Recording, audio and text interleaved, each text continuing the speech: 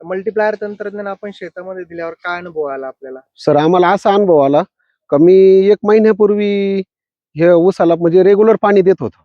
बरोबर. नंतर मला असं आमच्या जोडीदारांकडून धायबर सर आहे त्यांच्याकडून कळालं का तुम्ही सोडून पहा, तुम्हाला अनुभव घ्या. मग मी सोडलं 1 किलो एक महिन्यापूर्वी.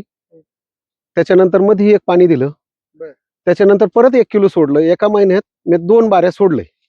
तर मला अनुभव असा आलाय का जे प्लॉट तुमच्या समोर आहे ते प्लॉटची संख्या पहा तुम्ही, समजा कांड्यांची संख्या, न सोडल्यांची संख्या पहा, बरोबर. दोन्ही पण समोर आहेत आपल्या पुढं. बरं. कांड्यांची संख्या आता किती आहे सध्या? आता सध्या माझं 16 ते 17 1 2 3 4 5 6 7 8 9 10 11 12 13 14 15 16 पर्यंत धरू.